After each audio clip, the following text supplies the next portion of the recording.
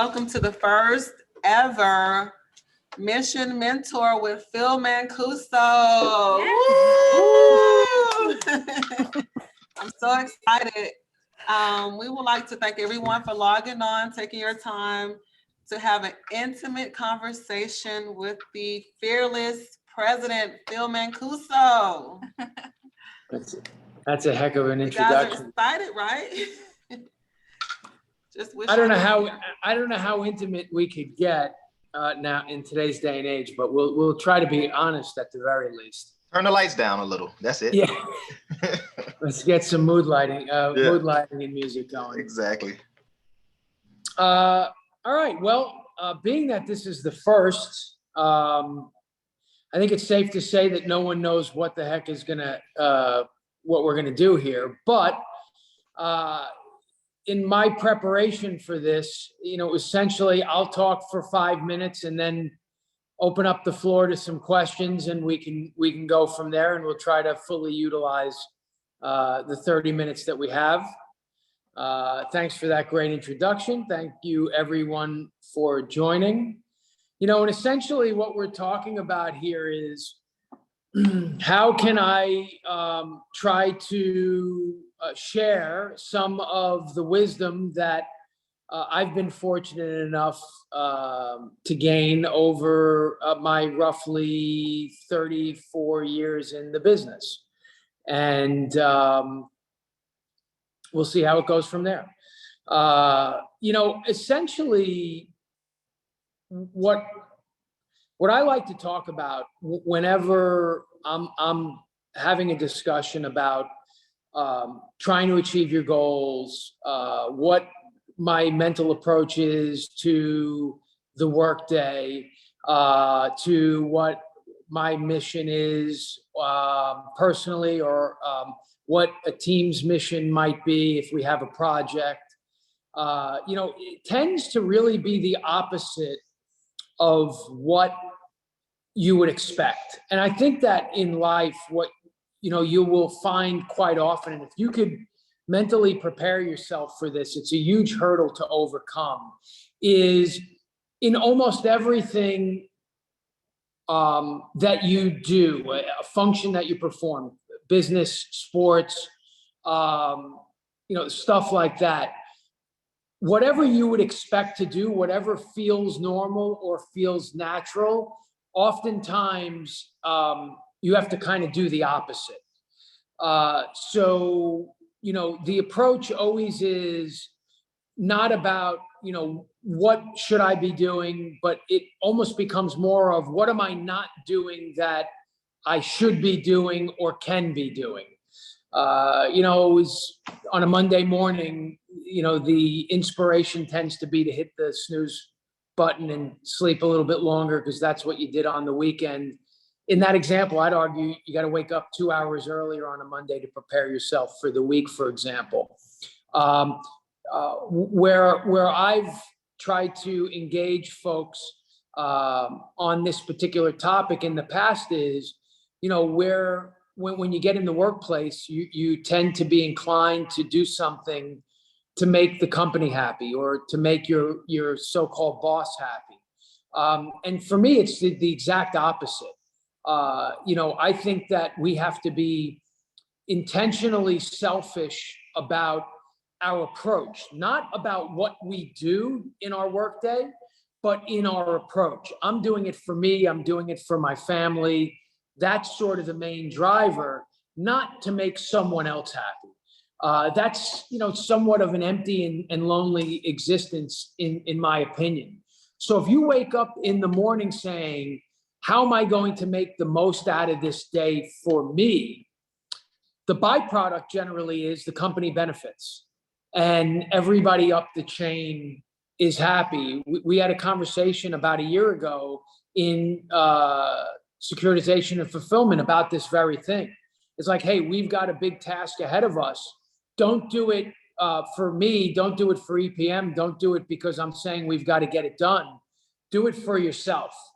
And so that to me really has been a big driver in my career, is always that carrot that's in front of me is I'm dangling for myself. And I know if I ask the right questions, do the right things, everyone that's working with me, above me, for me will benefit, because that motivation is rooted in innocence.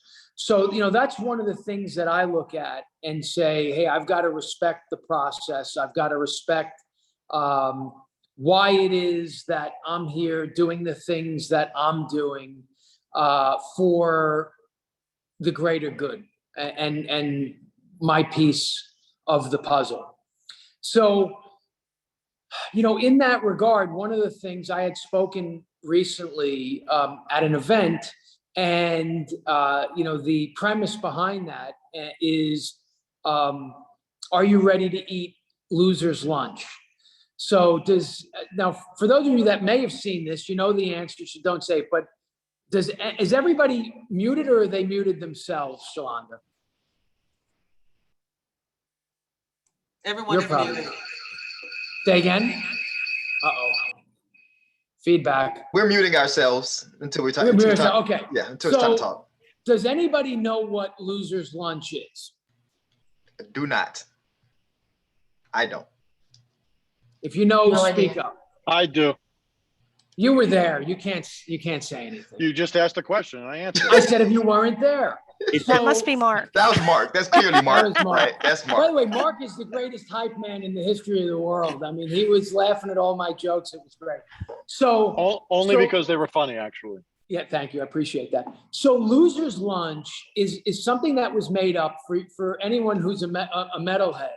Was made up by Metallica and Anthrax. When they were trying to break into the music scene, they were so poor that they couldn't even afford the bread for their bologna sandwiches. So loser's lunch is bologna on palm.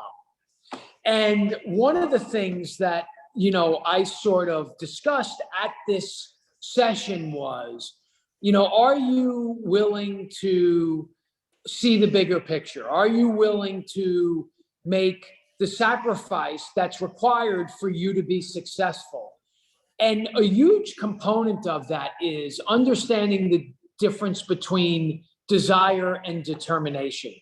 So a question that rhetorical question that I've posed in sales trainings and in other corporate speaking scenarios was, there's a huge difference between desire and determination, and most folks don't quite understand that.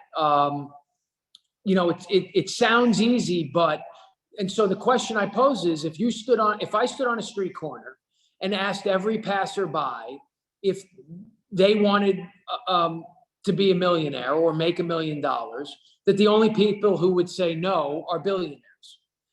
And so that's an easy question. Right? We wake up in the morning, all of us, at least I'd hope, want to succeed. We want to have a successful day. So the step one is to actually get to wake up. That's always a good start to your day if you're able to wake up. And then get sort of upright and get out of bed and get your day started.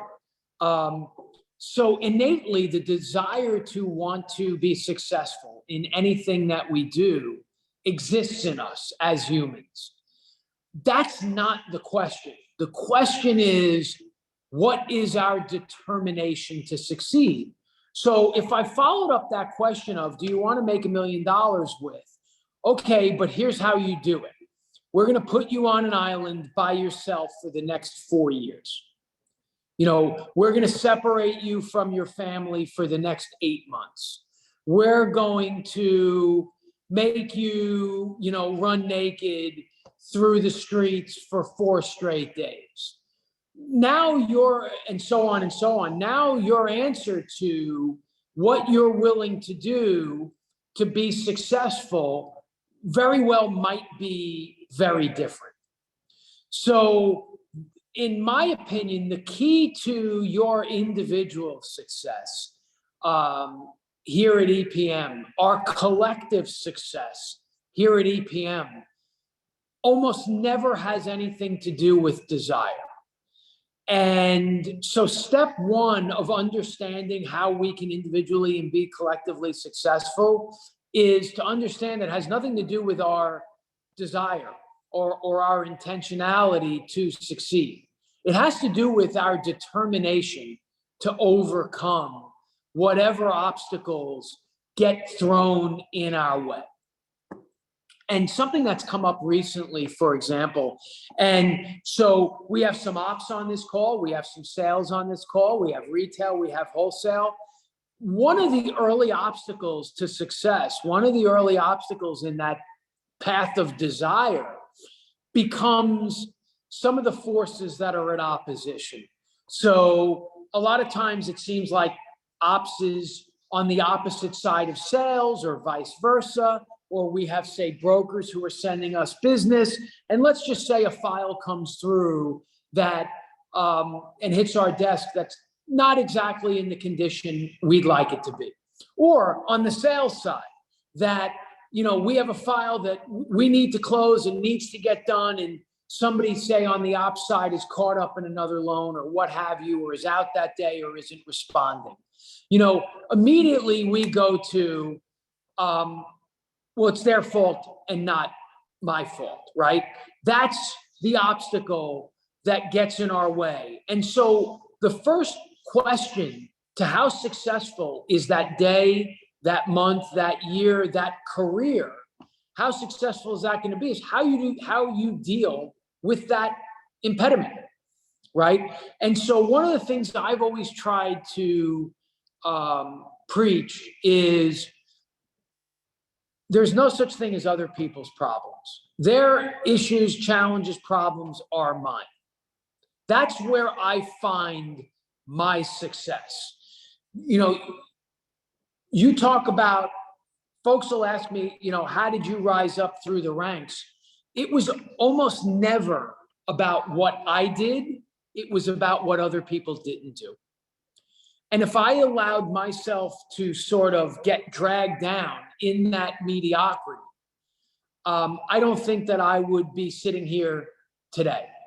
You know, and there's this old statement, you know, it's easier to drag other people down than pull yourself up. And when we sit here and talk for a half hour, and, you know, if you only have one takeaway from this, it would be to understand and believe in that thought 100%, that it's easier to drag other people down than to pull yourself up. And if you get back to the first thing that I said here, which is so often feel versus real, or what's easy is not necessarily right, it goes straight to that. First thing is, oh my God, I got in, you know, and you know, Brenda was asking me to chase some notes. You know, she's crazy on Monday mornings. You know, she didn't have her coffee yet, and thus and such, didn't get any notes, so why should I? And I'm just picking on Brenda here, because we work together a lot. That's easy to go to, right? What's not so easy is, well, I'm going to get twice as many notes today. And I'm going to go ask thus and such why they didn't get any notes. I'm going to embrace that conflict and say, I just want you to know this. It's cool, but I'm going to get twice as many notes as you got today because, you know, that's the right thing to do for me. That's going to get me to the finish line. And if it gets me to the finish line, it's going to get all of us to the finish line. So I hope you follow where I'm going with that. Is you always have to think 2 steps ahead. You always have to be intentional in understanding what we innately view as obstacles are actually opportunities. That's how we get ahead. How we remain where we are is just by doing the minimum, by not asking the next question, by allowing that obstacle to set us back or bring us down. Not by saying, boy, you know what? I'm glad that file that broker submitted was garbage, because here's what I'm going to do. I'm going to take this as an opportunity to show them the way. I'm going to take this as an opportunity for me to shine, for me to stand out, and for us to get more from that broker. And if we get more from that broker, then we're all going to do better. You know, we get on the retail side, a lot of our business comes from builders, for example. Again, oftentimes they're sending us the toughest loans because they want to keep the good loans for themselves. Opportunities for you, for us to shine, for us to say, this is what we did when the chips were down. We didn't pass on the loan, we did it. We figured out a way. I made that extra call to the borrower. So we deserve more of your better loans because of it. So I ask each and every one of you, as your takeaways from this call is, see challenges as opportunities. Do it for yourself, not for us. But do it in such a way that it's not selfish. Your motivations can be selfish, but your actions shouldn't be. And in a nutshell, I never wanted to, in my ladder to the so-called top, and I'll also say this, we're never at the top, right? As great as Eddie feels about himself, or I might feel about myself, you know, oh, we're the president, CEO of the company. Bill Gates wakes up in Phil Mancuso's shoes, he probably jumps out of a window, right? So it's important also at the same time to recognize all of our individual struggles to get to the top. And when you think you're at the top, you're nowhere near the top. And we all put our pants on one leg at a time, and we're all in this together. So be respectful of all of the challenges that we have to try to drive this company to the highest heights, you know, and take satisfaction in our little contribution therein. So always ask more questions than you answer. Ask the tough questions. Be humble. You know, those are, to me, real takeaways that have served me well throughout my career. So, that being said, I've spoken now for whatever that is, 20 minutes. I will open the phone lines to questions. Bill, I got a question. It's Mark. Can you tell, it's not really a question, but maybe just tell folks about kind of coming up and what we went through and how difficult things were versus how much we have here. And then the other thing I want you to talk about is work-life balance and how that's like total bullshit. Yeah. Yeah. So, I mean, look, my first job, thank you, Jackie. My first job in the business, like we pulled credit at a remote desk, you know, all at once. I mean, I'd stand in line to run somebody's credit. Okay. When we used to do mailers, I would process, type out, print out my own mailers to borrowers. When I see how far the industry, forget about EPM, just how far the industry has come since 1988, you know, it is absolute night and day.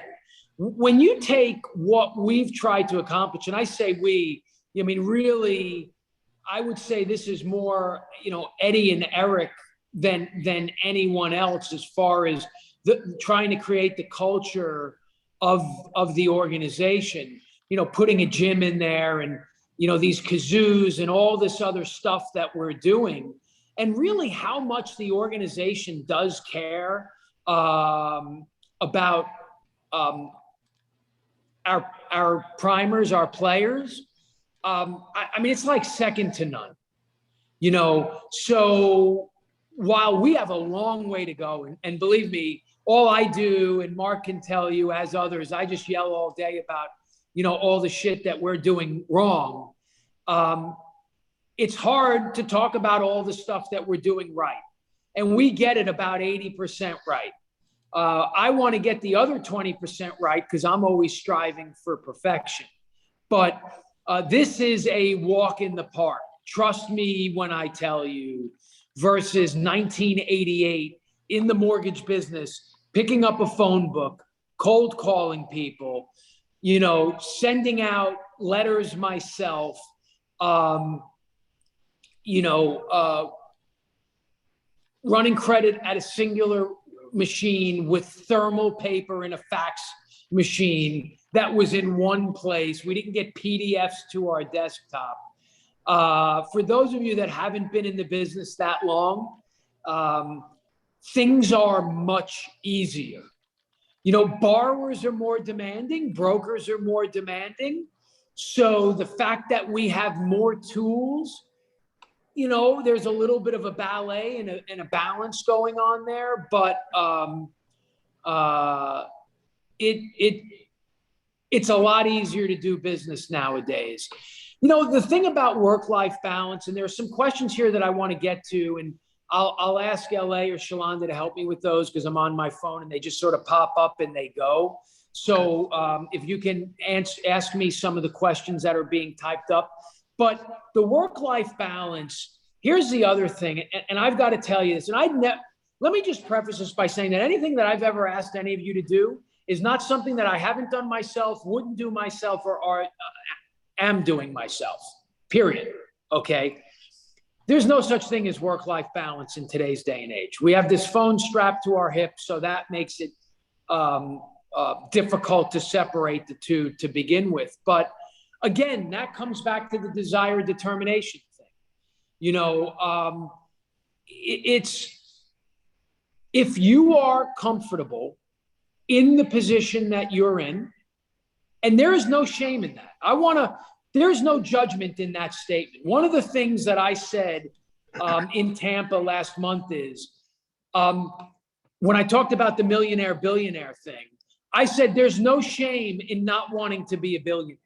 The shame is to have billionaire aspirations and thousandaire work ethic. Okay, so you need to right size your goals and your work ethic and your dreams. So if you say, hey, look, I'm happy with where I am, you just do what you're doing to the best of your ability. If your goal is to continue to move up, to continue to ask more and demand more, there's no such thing as work-life balance, right? It is dress for the job you want, not the job you have. That's how we used to say it. Act as if any of you ever watched Boiler Room, act as if you own the company. Act as if you're the president. You very well might be one day. You won't be if you don't act as if. Again, not for me. I'm not asking you to answer the phone at 8 o'clock on a Saturday night. You should be asking yourself to answer the phone on a Saturday night, if that's your aspiration. You know, a lot of times folks get in these things, talk about how I walked uphill in the snow 2 times. Forget about some of that bullshit. But what I will tell you is I had a job in 4th grade and I've never stopped since. You know, it's those sorts of things that, working from home, like many of you do, there's no such thing as being off for a vacation for me. I just work in a different place.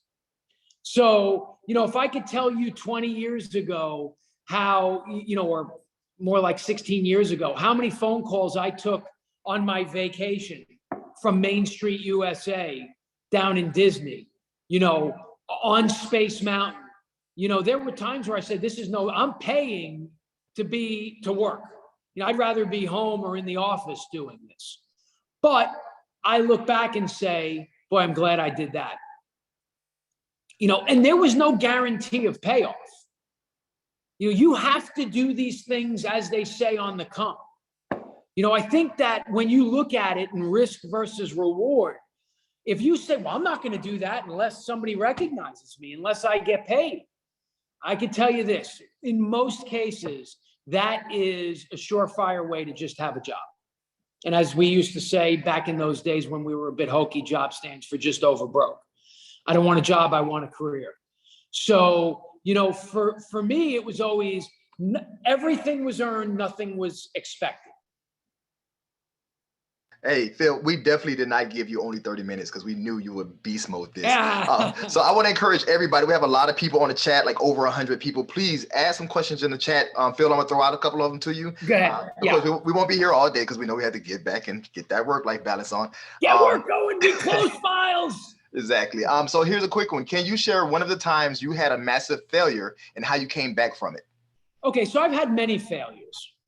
All right, just to be clear, I've been what you could probably call broke 3 times, 2 or 3 times. So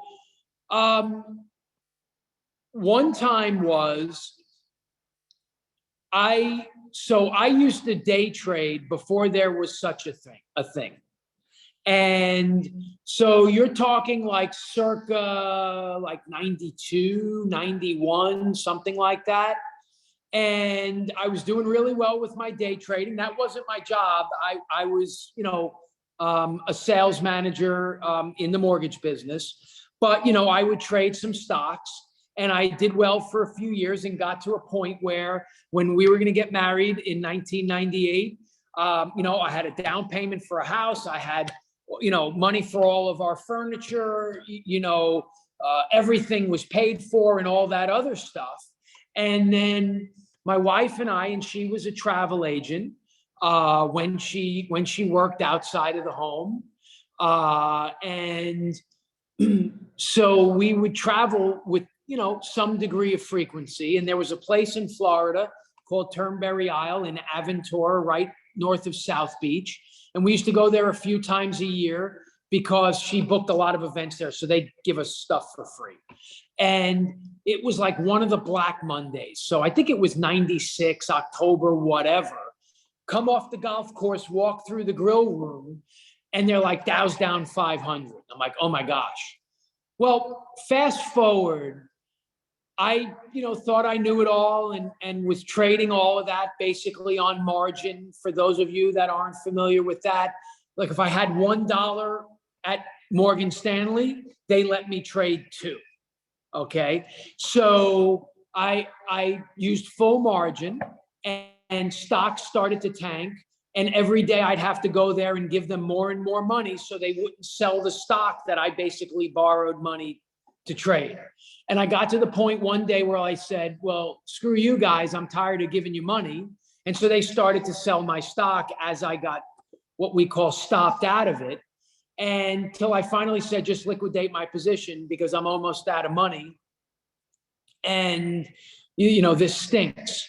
So in round numbers, I was like 80,000 in credit card debt. We rented a house instead of buying a house. And,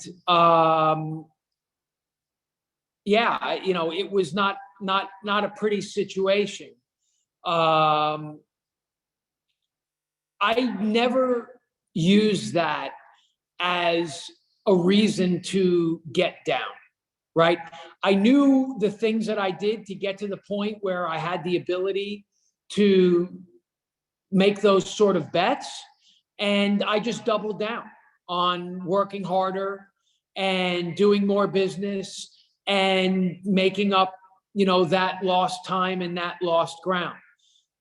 Why I think that's meaningful is I know several people who have reached pretty high heights and then got a little bit of a dose of reality. And to this day, that haunts them. And they don't achieve the success that they could achieve because they allow their past failures to define their future actions. And that to me is the biggest lesson that I could impart on anyone in terms of what my failures have meant to me is it's strengthened my resolve and doubled my determination to never get back there again. Not to use it as an excuse to continue to fail. Nice. Part of our whole announcement for this was that you were going to give us some tips and tricks and advice. What would you give an advice? What kind of advice would you give an up and coming EPM player to advance in the ranks of EPM, or just in the mortgage industry in general? Well, I think I already did that, LA. Yeah, you have been doing it. I know. But yeah, just even a few words. yeah, become an expert. There you go. Become an expert. Whatever you think, if you're a processor, for example, you should know how to be an underwriter. That, you know what I mean? Is you should always be punching up. You should always be training above, your current position. Always be evolving. Always be evolving. Yes. Next question. Would you say that it's not possible to compete with peers if you aren't first competing with yourself? There's no such thing as competing with other people. I am my toughest critic. And again, that goes back to what I said. Don't do it for others and don't do it for show. Do it for yourself. Those moments of so understand this. People want to be loved, accepted, and recognized. Okay. So one of the things I said at this event was everyone is selling everybody every day. So for those of you that are on this call that aren't in sales, you are selling. And I would almost argue that you should be as good a salesperson as our salespeople, because you should be selling borrowers on why they need to get their documentation in, brokers on sending us more files because of how great a job you did on their loan, whoever, title companies to send us notes. Everything is a schmooze. And I say this, and I don't want to take too much time on this, but think about it. When you're a kid, you're selling your parents on why they shouldn't punish you or take you to the carnival or whatever. When you're in grade school, on why you shouldn't get detention or whatever have you. When you're of dating age, why that girl or guy should date you, why that girl or guy should marry you, why your kids should behave. Everything is about how you can move people to action, influence people, right? And how do you influence people to be loved, accepted, and recognized? Okay, so we all crave that attention, that satisfaction of somebody saying, oh, look at that person, look at the job they did. That satisfaction is fleeting, right? Even though and again, goes back to what's good for you is not always what's easy or what's right? We all love, oh my God, somebody said I look great today, right? That's gone. It's gone in minutes, it's gone in hours.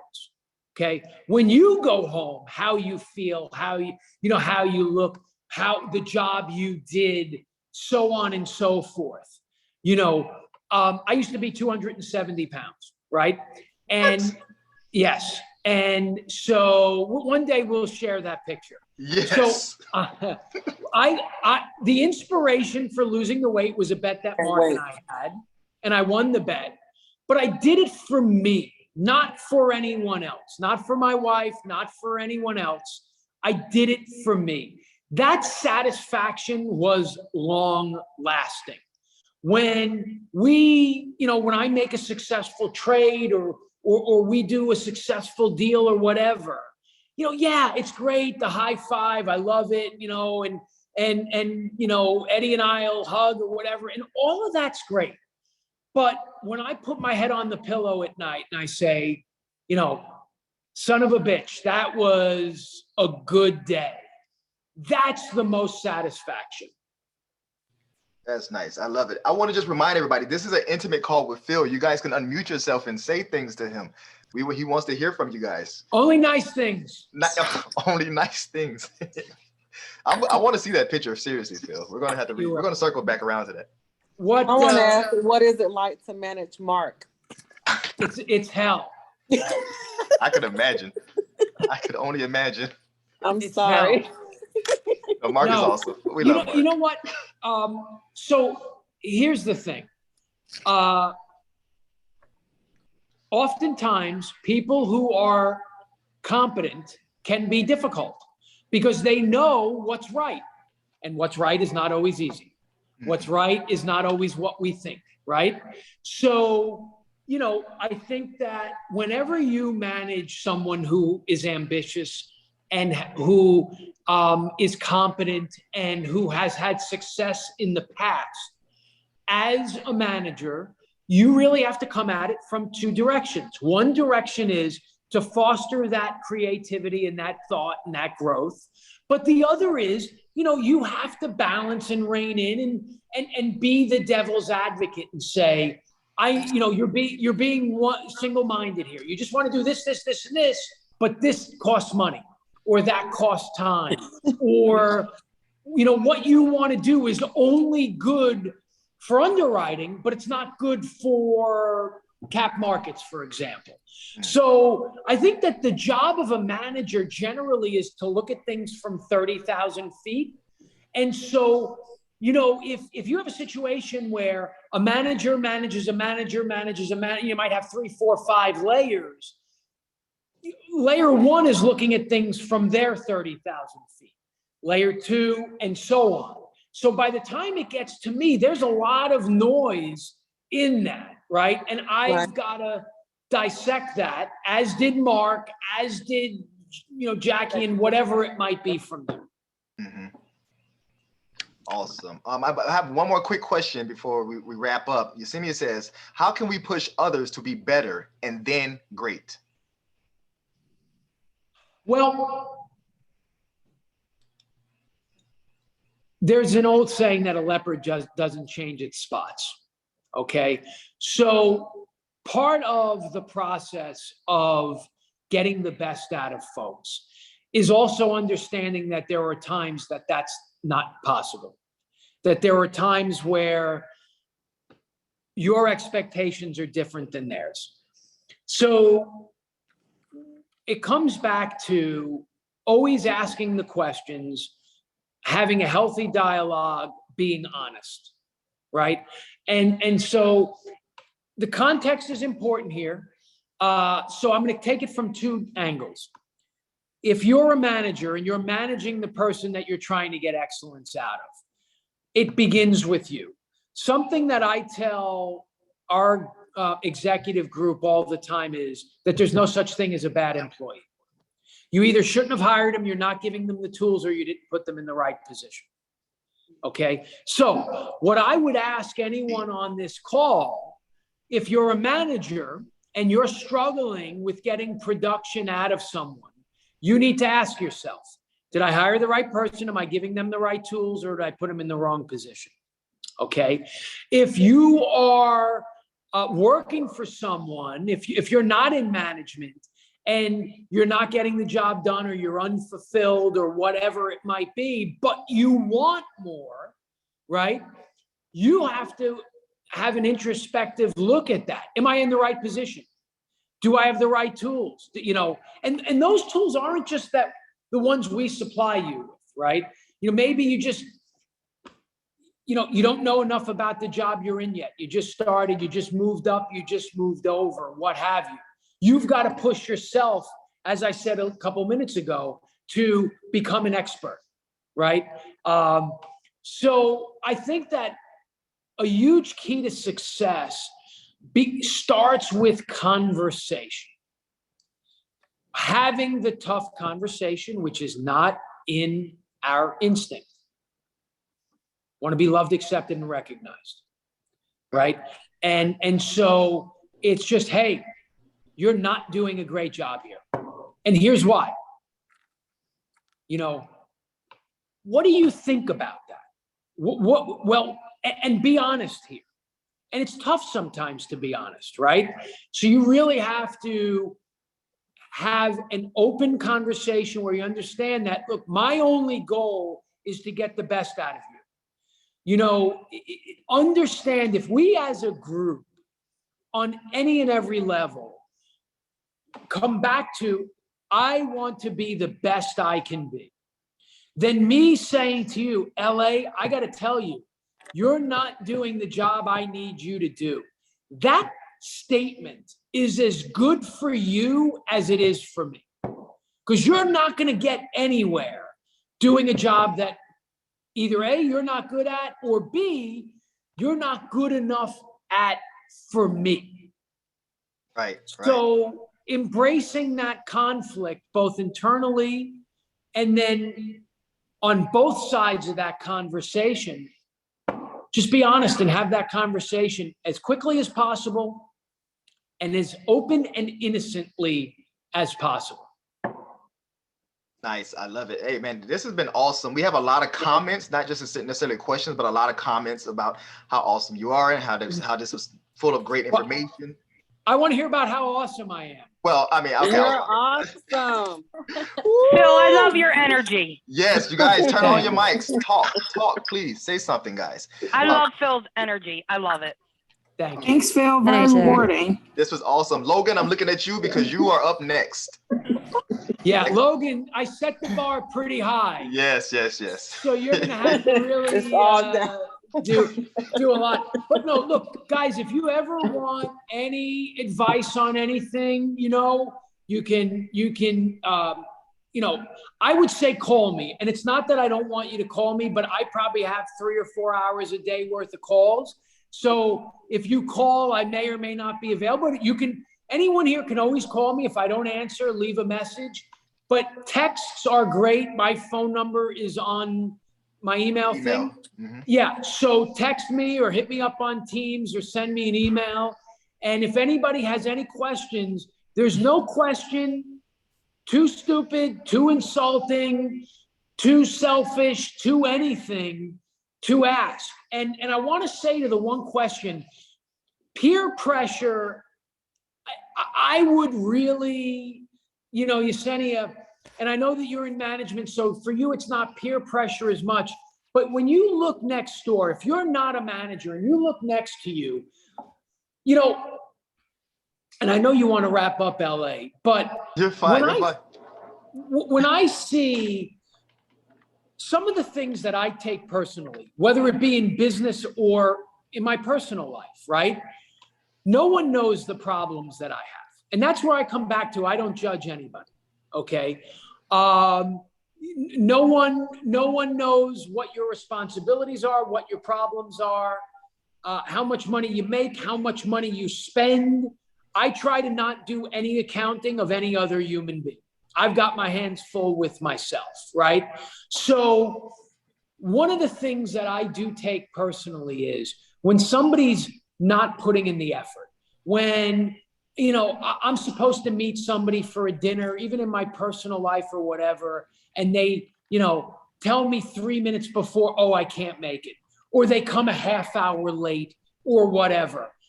And the reason why I take it personally is like, do you not think that I don't have something better to do? Right. Mm-hmm. Right. You know what I mean? It's like we all could be somewhere else. And I said, there's nobody that loves what they do more than I.